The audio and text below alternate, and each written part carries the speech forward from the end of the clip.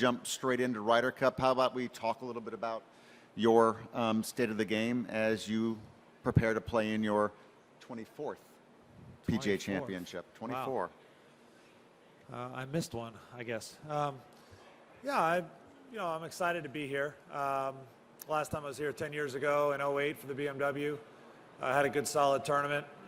Game's in a little different place right now than it was 10 years ago, but coming off some injuries still. But I feel better about my game. I feel like it's improving. When I've had the opportunity at home, I've been working pretty hard on it. But a couple of troublesome spots. Need to work on.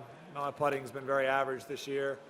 I've driven the ball pretty average this year, and those are two of the strengths of my game when I'm playing well. So, and two very important parts of the game. So, I guess no secret. If I could fix those, I think I'd be playing a lot better. But I'm interested and excited to this off season work on some weaknesses, get better, and my health feels good now. Hopefully, come out in 19 firing, and looking forward to having a good season next year. We're only 51 days away from the start of the Ryder Cup. Your team is starting to take shape. You happy with the way it looks? Absolutely. This year has flown by, but I think Thomas and I both talked about that. We got the registration at the same time this year, and he said, man, it's gone fast, hasn't it? And it has. I think in February I was wishing the time went quicker. Excited for the event, wanting to get there, and now I look back, it seems like the time has flown, but team is shaping up nicely. It's an exciting week for us. Obviously our last week for points for our top 8 to qualify, and I'd love to be playing late Sunday, but if not, I know I'll be glued to the television and trying to figure out points and what could happen to our top 8. So I'm excited to watch, and you look down that list, excited about the players that have already secured their spot. You spent some quality time at Le Golf National right before the Open Championship. Can you give us a quick little peek inside of what you learned, what you saw? Yeah, I saw it last summer, but I wanted to go back this year and play the golf course. I wanted to invite some guys to come in. We had some folks at the Scottish Open. We had some folks playing John Deere. But I did get quite a few guys to come in, and JT playing the French Open was huge. Got to pick his brain.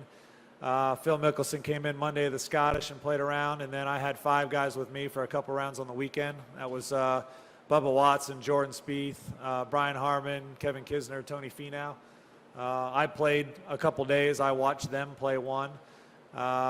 So I really enjoyed it. Got to see a mix of different players, different styles. You got Finau and Watson who bomb it. You got Kisner and Harmon who are more accurate players. You got Jordan kind of in the middle. And so I got to see different styles, got to learn more about the golf course. I love the golf course. I understand why the Europeans like it so much, why they've been so fond of the golf course and talk so highly about it. And I think the players enjoyed it. I think the camaraderie was good. And but for me, really just learning more about the golf course, what it'll take, what type of player I think will be successful there. And it's a golf course that I think in my heyday would have been perfect for me to play. So I genuinely really like the golf course, and I'm excited about that. Very good. Let's take a look at the current standings on the European team. Your thought process as you look at this slide. I think you've got a battle of two giants. I mean, you look at the world rankings right now, you look at the top 20 players, they're dominated by Europeans and Americans. And so you got two very, very solid teams, and we have our hands full. We have guys that, you look at guys with experience, Rory McIlroy, Paul Casey, Molinari, who just won the Open Championship, Justin Rose. And then you look at the guys that we're calling rookies, even on both sides. And you look at Hatton, Fleetwood, Rahm, Noren. Those are 4 of their hottest players. So it's tough to even call those guys rookies with the record they've had, as well as they've played. So, we've talked about this all year. They're going to have a really strong team, and in theory, possibly the strongest team Europe's ever fielded. We have our hands full. Partisan crowd, a golf course that they know and love very well. They have the home course advantage. We have our hands full, and obviously I like the players we have, but we'll be looking to fill that in, and I'm looking for 12 guys that will really accept the challenge ahead of us, because it's been 25 years. They've had a lot of success not only in the Ryder Cup, but a ton of success at home, and we'll be looking to try to break that. Thank you, Captain. Questions, ladies and gentlemen? Raise your hand and we'll get you a wireless microphone as quickly as possible. We'll start back over here on microphone number 3, please. 3's going to beat you, number 2. Jim, could you speak to the challenge just of getting it done on the road as opposed to winning one of these things at home? And is it the crowd? Is it everything, the course? What is the most challenging part of this? I think it's a mixture of a number of different things. Surely one of Ryder Cup Europe's strengths, one of the things they've done very, very well is picking venues where they play golf tournaments at. And if they, I think the next Ryder Cup in Europe is in Rome. They're going to hold an Italian Open. They're going to hold a golf tournament there on that golf course before we play a Ryder Cup. I think that's one of their strengths. I think it's been very wise. The players have a genuine knowledge of the golf course, a history of the way putts break, a history of how the golf course has been set up and what to expect going in. A lot of times in the past, we've gone in there the first couple of days, we're trying to get our bearings. What club are we hitting off the tee? Par 4, par 5, how are we trying to attack the golf course? We've been behind the 8 ball to start. Their crowd's been huge. Even when 3,000 Europeans come to an American Ryder Cup, they're organized. The chants, the songs, they're a big boost for their team, and it's always great to play in front of a home crowd. So it's a number of different things, but I think that intimate knowledge of the golf course and its setup and what to expect going in has been very key for them, and I think it's helped them play better golf than we have. In the front on mic number 2, please. Jim, you spoke about how it's kind of a different animal to play on the road in the Ryder Cup. Because of that, would it be more difficult for you to pick rookies to put them in that very difficult situation? I think I would go with no, just as a basic answer. I think you want a good mix of both veterans and rookies on your team for what they bring, what they provide. But when you just mention a rookie, it's it's a spark, for a veteran player that's played in 5, 6, 7, 8, 9. I loved having the rookies on the team and seeing the fire in their eyes, seeing the spark they provided to the team. But what's most important really for this is rounding out, when you're looking at captain's picks, is really rounding out your team, looking at what you have for your top 8, what you'd like to add, what you'd like to sprinkle in. But, it's no secret. We're trying to provide the best 12 players we possibly can, and who's going to help us be most successful. And that could come from both veterans, that could come from rookies as well. I think the task we have, and with the crowd, with what goes on in a Ryder Cup, I mean, it's like basically a football game breaks out in the middle of a golf tournament. You definitely want to identify people that you think that will really enjoy that type of atmosphere. It was very clear early on, I think, to everyone that Patrick Reed really enjoyed that atmosphere at Glen Eagles. You want guys that have that fire and have that passion that really you believe will thrive in that type of atmosphere. Question on mic number 3, please. Jim, obviously you still have a few weeks before you have to think about the captain's picks. I just want to know, have you narrowed down that list of contenders yet, or is it still wide open? And if you have narrowed it down, how many players are kind of on that short list? Well, there's really not a number. I think has it narrowed down some? I mean, it has. We've had a whole season to watch these guys play. I think, you want guys that are in good form, say, from the summertime on. You want guys that have had a good, solid season. You want the very best players that you have the trust in as well. Now, that doesn't mean to say that, a guy could have had a relatively average summer and he goes on a tear, plays well here at the PGA, goes to New York, goes to Boston and plays well. I mean, he becomes a contender. So I think the list has been narrowed, but it's still open, if that makes sense. Question on mic number 2, please. Jim, you've probably been in this spot yourself a few times. So what's the dynamic of kind of a tournament within a tournament when you come to the last major, the last qualifying event, and you got guys trying to win a PGA and also play their way onto the team? It's stressful. It's stressful. I think you're already on edge going into major championship with an opportunity ahead of you. We put a lot of pressure on ourselves as players. And then it's like there's 2 scoreboards, one for playing, and then you're getting it home, maybe checking out how the guys around you. I've been in that. I think I came to the PGA in the 7th or 8th spot a couple times. You're trying to figure out how number 9, 10, and 11 played.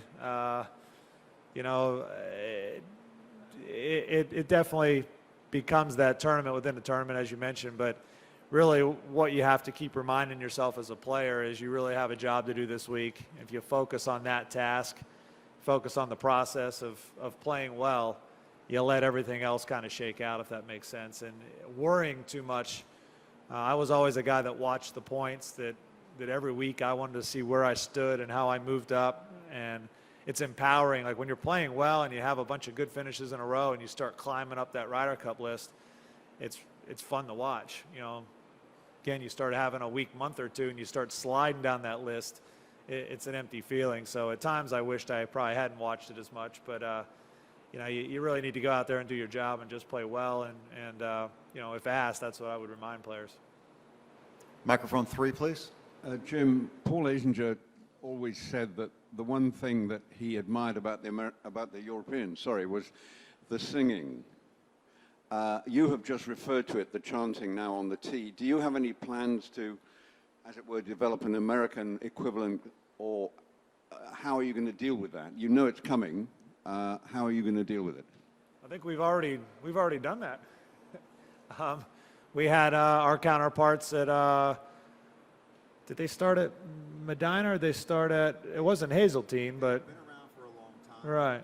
They are the American Marshals, and I Yeah. believe you're talking about the Guardians of the Cup, the two groups from Europe Right, and so- America that are on the tee Yeah. chanting. We have the American Marshals. They will be with us over in Paris. They're starting to organize.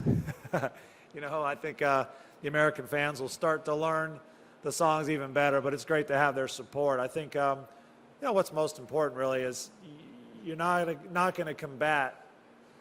I was told we're looking at 51,000 fans coming to these events each day, or the rounds each day. You're not going to combat 48,000 Europeans, you know, excited about their team. 3,000 Americans aren't going to make that much noise, but we appreciate. I've had so many people reach out and tell me that they're going to be there. They can't wait to support the team, and we appreciate. I mean, every American that travels across the pond, or the expats in Europe now that'll come watch and support us. We appreciate it very much. But you know, going in, that that European crowd is incredible, and they're going to make a lot of noise, and they're going to provide an unbelievable atmosphere for both sides in this event. Over here on mic number 1, please. Jim, when you study and analyze this generation of younger American players, what's unique or special about this group of guys? I just think that on both sides of the pond, I think we have players that are more capable mentally and physically. They're more prepared to compete and win and challenge and be the best players in the world at such an early age. I mean, you know, from you look down our list, and you know, Dustin Johnson, Koepka, Justin Thomas, Patrick Reed, Jordan Spieth, Ricky Fowler. I mean, all guys I believe under 30. Xander Schauffele. We have a bunch of young players that are prepared and mentally ready early. You know, also remember John Rahm coming out of ASU last year, and looking up at the leaderboard, and I mean, I swear the guy was on the leaderboard every week for like 8 weeks. You just didn't see that 20 years ago, 30 years ago, 40 years ago. You saw a few guys, a Phil Mickelson, a Justin Leonard, and then it started jumping up to more. But now it seems like you have a lot more guys, maybe not even finishing college, but coming out of college earlier on time, but more prepared to be top players in the world and win golf tournaments. And it's fun to watch. I think we have more good athletes. We have more depth playing the sport and the game. And you know, as a veteran player, being 48, it wasn't the case when, you know, I was a young gun when I was 26 or 7. That seems like now you all look at 26 or 7 as like developing late. And I was an early developer for my generation. So it's fun to watch and fun to be a part of. And it's actually kept me young, I think, as I've gotten older on tour. Question on mic number 2, please. Jim, your pairing this week doesn't seem particularly normal. It seems like a coincidental thing, or not. You did not ask for it? I did not ask for, I lost my mic. I did not ask for my pairing this week for Tony Finau and Xander. I haven't had the opportunity to compete with Xander on the golf course. Actually, I have yet to play with him, so I've played some golf with Tony and enjoyed it. But both great guys. I think it's a great pairing for me. It probably isn't the best pairing for them. I was in that situation paired with Davis looking for a spot in 16, and I remember I put a lot of pressure on myself at Congressional playing Tiger's event there, and so I know what they're going through. I hope that it doesn't phase them. I hope it doesn't bother them. I want them to enjoy the PGA Championship and worry about winning a major championship. But I guess I'm kind of thankful for it, but I didn't. I had the opportunity on the tour this year, and Thomas had the same to pair guys together if I wanted. I did not ask for that. I never asked to be paired with anyone on tour this year. I just didn't think that would be fair to the guys. A follow-up on Mike number 2? Will you say anything to them, or have you say anything to them, just that, go about your business and don't worry? Trading some information with Xander, and I just wrote a little text saying that, boy, I saw you got the bad end of the stick on the pairings this week, and he just, a little smiley face came back on the text. So hopefully they see the transcript, but I probably will let them both know I didn't ask for it, and just go play golf and have fun. Mike number 3, please. Hi, Jim. A lot on your plate right now with playing the Ryder Cup. What's the most enjoyable, rewarding, or challenging part of the whole experience so far for you, would you say? What's the most rewarding, challenging, or fun part and about it? or enjoyable, yeah. I think rewarding really is just, I think as we get closer to the Ryder Cup, it's going to keep getting better. What I enjoy most about the Ryder Cup, what I enjoyed most as a player was really the camaraderie, hanging out with the guys, putting together pairings, pulling for each other. We've already started that process to a point, and it will just keep getting deeper and greater. And so the most rewarding part really is, given the opportunity to lead the team, but to really spend that time with the players. Putting together pairings, who they want to play with, how we see it'll all shake out, empowering those players and making them part of the team and part of that process, but really just spending the time with them and being together. That's the most rewarding part of these events. Microphone number 2, please. Jim, a couple of things on Tiger. Has he done enough at this point, do you feel, or are these next few weeks important to him? And also, does Tiger, the vice captain, have to recuse himself when it comes to talking about Tiger's potential as a player? The recuse question is kind of fun because I went through the same process in 16 with Davis, and Davis handled the situation very well. I think that, I sat in the room and we talked a lot about captain's picks, who they may be. I saw, the stats on everyone. I knew kind of where I fit into the mix, what we may have needed as captain's picks.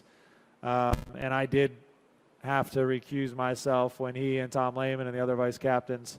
There was a time where the three of us were sitting in a conference room, and I went to the bathroom and came back 10 minutes later to kind of give them some opportunity to speak. It's an awkward situation, but being such good friends with the two of those folks and admiring them so much, I think it helped kind of ease that burden. I've known Tiger for a long time, and we're friends, and I respect him.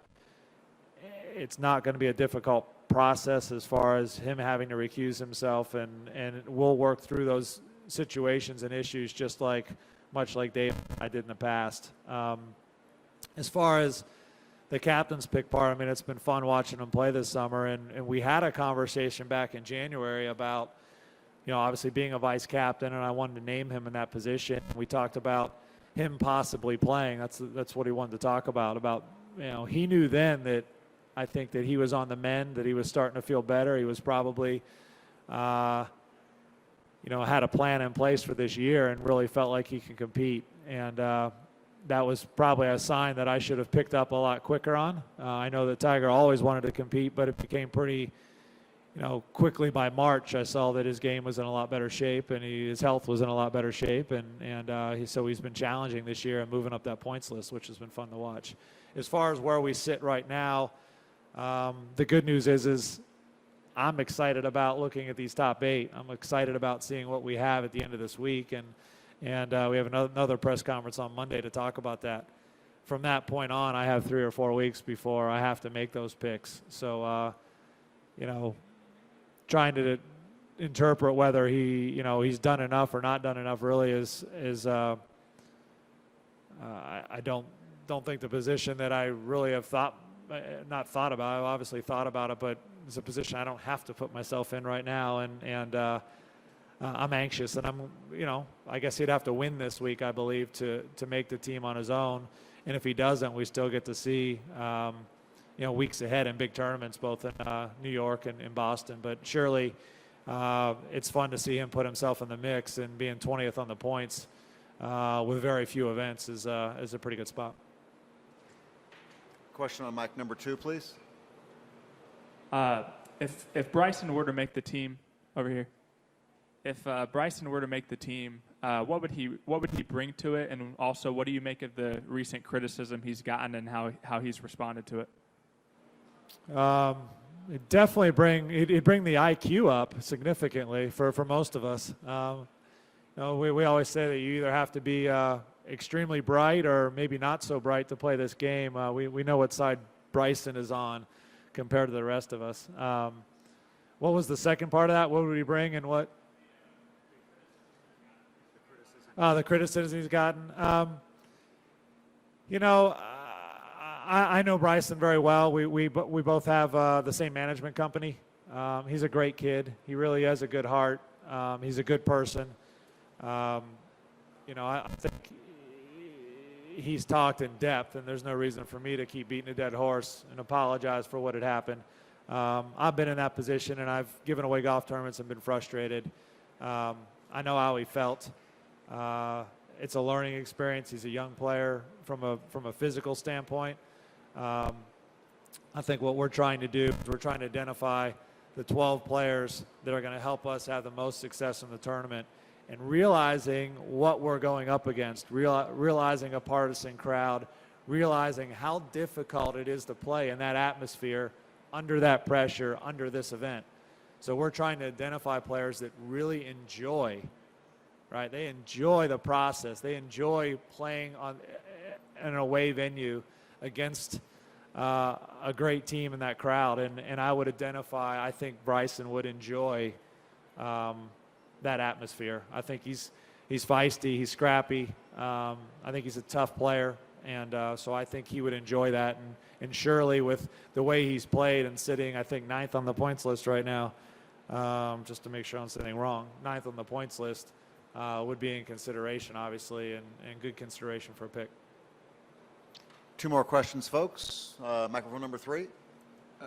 Jim, you've obviously thought a huge amount about every single aspect of this competition for the last however long it is. How much of your time has been spent thinking on the possibility that you might lose? How do you rationalize that if you have thought about it for a lot? And if you haven't thought at all of losing, why not? So I didn't quite, the very first part of that sentence, what I got of the question was, have I thought much about losing the Ryder Cup? And if I haven't thought about losing the Ryder Cup, why not? That's kind of the question. All the preceding stuff was waffle, just to try and soften you up a bit. I'm missing that one word, waffled? It didn't matter. It was irrelevant. I was trying to soften you up a bit. I got you. So you got the money part of the question. Okay, I got the money part. I missed the soft part. I got you. You're going to have to speak American for me.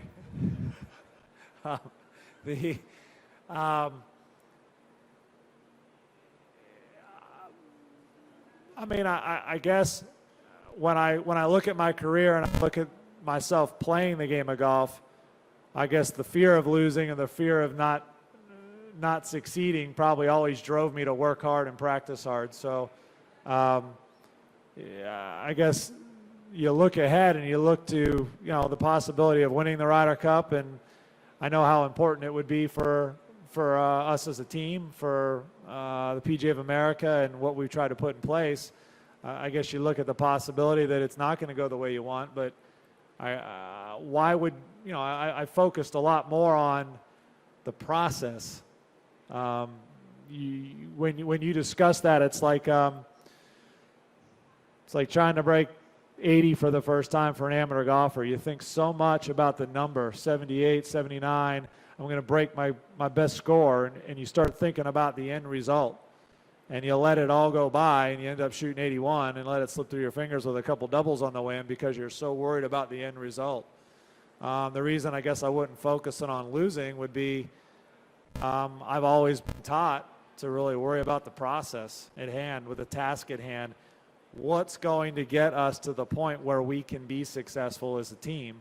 That's kind of my job and my role. And my goal as a leader is to really worry and keep us focused on the process. The end result comes, success comes from really focusing on the process and trying to get there. And when I was trying to break 70 for the first time, when I was trying to break 60 for the first time, that was running through my mind, to not get ahead of myself and to really worry about what got me there. And that's what I'll really try to instill in my team, is that process to be successful. There's a follow-up on mic number 2, 3. What if your process is successful but the team lose? Then I guess we'll have to discuss that in the press conference on Sunday evening. You mean, what if my process is successful but the team loses? Well, I think we would go back as a team, as a group, as captains, and think about the process and what we could have done better and what we'll do better in 2020. I'm always going to have regrets and things I wished I could have done better. But my goal is to, turn over every rock and dot every I and cross every T and empower these players to be successful.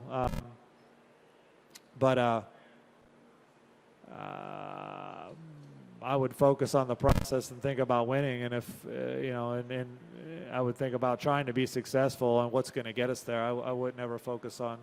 I've never stood out in the middle of the fairway on 18 with a chance to win and thought about what if I lose. I've always thought about let's focus on what we need to do to win this golf tournament. I've lost my share, and I've had to answer the questions afterwards, and that's part of playing, and that's part of being a captain. Mic 2, please.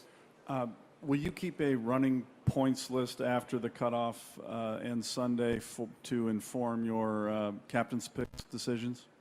I think we did that in the past. I have obviously have a stats team in place that will run every number possible. I think we'll look at our points list now. We'll keep a running points list. We'll look at world golf rankings. We'll look at current form, who's played well from, say, possibly the U.S. Open on, the Masters on, who's playing well right now. I think we'll try to break down the golf course, look at what we believe is going to, what type of players are going to be successful at the golf course. I think we'll look at what we have on our team right now, what we think could help our team, what pairings we have at that time, and guys we think that can help out in pairings. That if we have a few guys that we need to move around and spot, who we can slide in to positions we need. So I think there's a number of different ways. It's hard to really, for me, it's really a moving target, but it's really clear too what type of players you want. I mean, you want the best players. You want the guys that are in good form. I think the golf course lends itself to a certain type of player. You want that as well. And honestly, you kind of have to look at some intangibles as well, and stuff that maybe you can't quantify. Who has some guts? Who really thrives in that atmosphere in a Ryder Cup on foreign soil? There's some intangibles there, and you rely on, as a captain, you rely on the 8 qualifiers, and their opinion is really key. And obviously, the vice captains that I have, you really rely on that because there's a lot of experience. Right now, you're looking at a 2-time captain in Davis Love, Stricker that went through this process last year as our President's Cup captain, and Tiger Woods, who's been a vice captain the last couple of years, and he's our future President's Cup captain. And best player ever. So there's a lot of experience on the side, and I will rely on those folks as well, and we'll make those decisions. Final question on mic 3, please. Well, it's two of them, because aren't you supposed to name another vice captain? Two of them? Yeah. Are you going to get around to that anytime soon, or? I was thinking it'd be a good idea pretty soon. Probably need to do it before the end of September. I wanted to ask you, if you look back at the last major, and I think there was at least 5, maybe more, that could have moved into the top 8 that week. At the end of the day, none of them did. If you get a situation like that this week, do you look at it as more of a positive of getting there with a chance, or a negative that they didn't cross the line? No, I think it's a positive. I think anytime you go to a major championship, and even at the Open Championship, you'd say, well, they might not have gotten into the top 8. You could look at it as an opportunity to slip by, but you also look at it, they also jumped up in the points list. They also put themselves in a better position to make it at Canada Firestone or here at the PGA Championship. So they put themselves in better position, and anytime you play well under those severe conditions, like in an Open, at a PGA, where there's a lot of pressure, I think it's a positive. I would never, as a player, in my mind, I'd be like, I let an opportunity slide. But as a captain, I would look at the body of work for the week, and a solid week and good playing, and that'd only be a feather in their cap for looking for a future captain's pick as well. Captain, thanks for coming in today. Play well this week. Thank you. I appreciate it. All right.